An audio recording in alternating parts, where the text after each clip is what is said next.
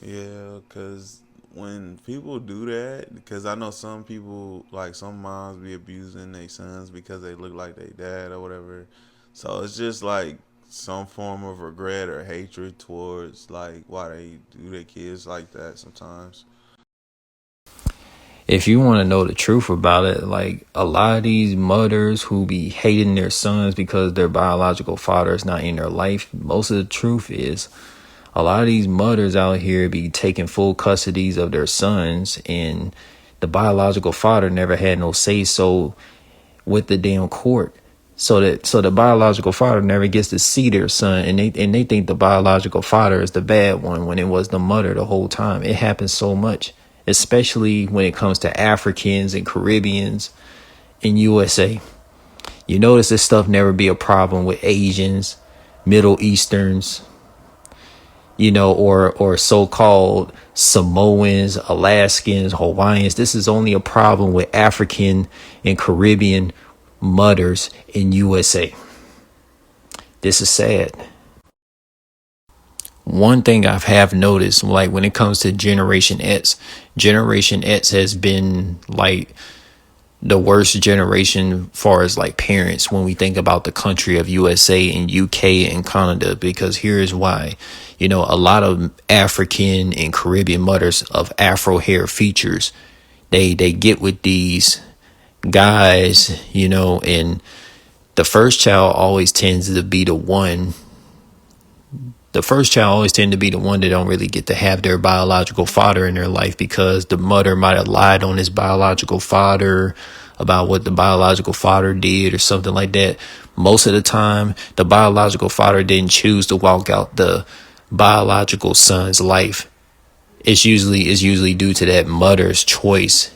I don't know what it is with these African and Caribbean mothers in USA that be just shitting on their son's biological father.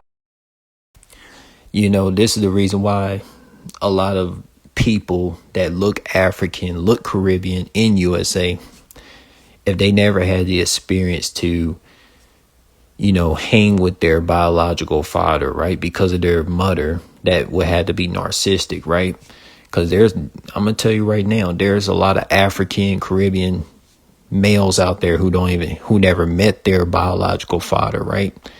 And if they were foolish enough to believe the lies that their mother had told about their biological father being a deadbeat, when there's no video proof of it, of him being a deadbeat, it's like that male is gonna have to like see for himself. And it's like, what's the point of going through all that trouble, right? Now, when you think about Middle Easterns and these Asians, they never have these problems with their mothers at all. Like for real, like I could tell you this for example, right? Like me, I can only imagine what it would be like if just to have like an Asian household or a Middle Eastern household where like the males, the biological fathers and the biological mothers, they're all existing together every single day, right? And you actually get to see this, right? That's why some Asians and Middle Eastern people, they're so lucky they get to have their biological fathers and mothers every single day at a table or somewhere, right? Now, the only Africans and Caribbeans that get to see their biological father and biological mother every day is the ones who grew up in the African and the Caribbean countries. Not in USA, not in UK, not in Canada.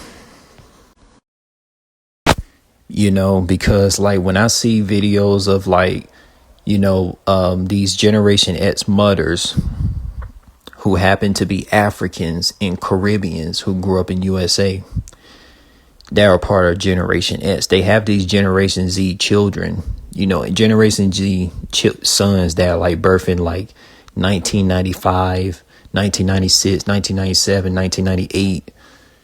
And it's like whoever the first child was, these biological mothers, they take their anger out on their first son based on the biological father, which is not fair, because how can the son be just like their biological father? It's impossible. It's only one person.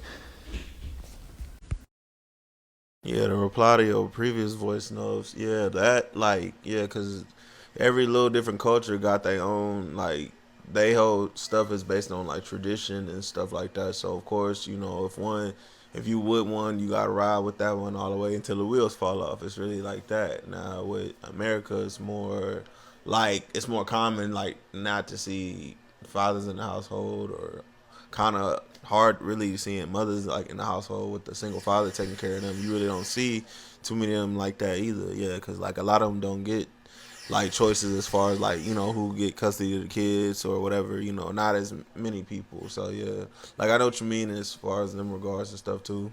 Cause yeah, that's what it's like for this like current generation. Like they find it like either just so common, or everybody kind of like laxed on it, not really like paying too much attention to it. But yeah, a lot of male role models and all that is not really in the families as much.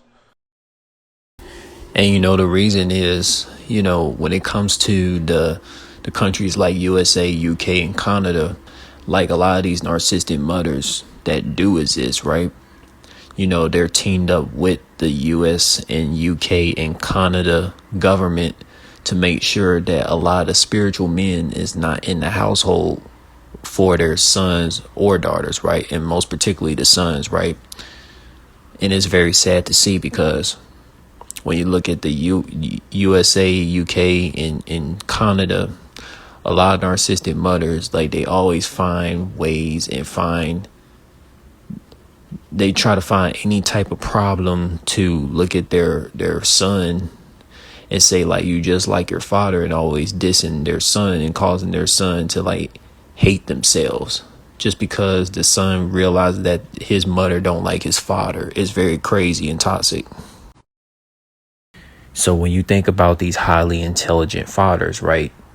These highly intelligent, spiritually awake fathers, in the countries of USA, UK, and Canada, especially particularly for melanated African and melanated Caribbean fathers, the evil government doesn't want these spiritual melanated African Caribbean fathers in the household in those Western countries like USA, UK, and Canada, because then, family architecture, agriculture is going to be like more stable, man.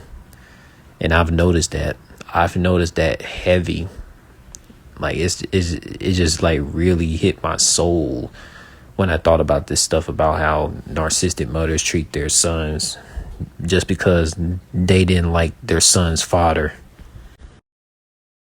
Yeah, it be like that for a lot of them. I mean, even though it's like their own personal relationship, whatever they had going or whatever was going on at the time, it's either like they feel anger or regret behind like how the person like did them and all that. And then it's like I gotta take care of somebody that look like you and all that other stuff. Then yeah, you do got petty like people out here like that don't want they you know fathers to see their kids and stuff too. They be thinking like that, like and then obviously the law be on the woman's side most of the time more than the man's side. So it's like that whole thing, and then yeah, that's what causes like a dysfunctional type of family setting for everybody, or for a lot of people, really.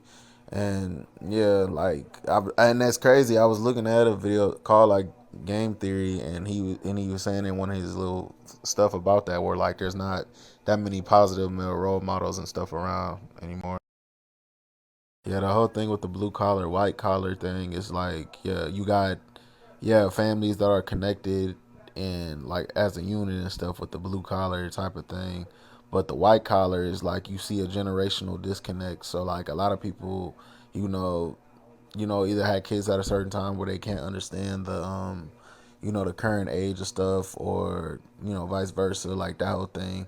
Then and then family members don't be talking to each other as much anymore now and stuff. So yeah, I get what you mean. Like as far as that, like I know what that is. One thing I have noticed, a lot of the native Indian mothers, they don't have bad connections with their sons in USA the way that these African and Caribbean mothers have bad connections with their sons in USA, right? Because native Indian mothers, it's like they have better common sense to have a partner where it's like is going to be a healthy connection when they have this child, and it's not going to be no disrespect of this Native Indian mother telling their first son that, oh, you just like your father, because we hear African and Caribbean nationality mothers in USA say this all the time. Oh, you're just like your father. If a lot of things were blue collared, if a lot of things was blue collar in USA, UK, and Canada, a lot of these African Caribbean mothers would be better. Like myself, like I was told about my biological father, who is a Caribbean. He's half Caribbean, half African nationality, right? My biological mother told me about my biological father like around 2020, right? Like she waited a long time just to tell me about him and stuff. Like when she caused an argument with me, right? When she didn't agree with me on something. And then all of a sudden, out of nowhere, when my mother was losing a so-called argument that she caused in her own head, she's saying that I'm just like my biological father, right? And I'm like, why does he have anything to do with what's going on right now? So, it made me think about these biological mothers and spiritual sons disconnects in the country of USA, UK, and Canada.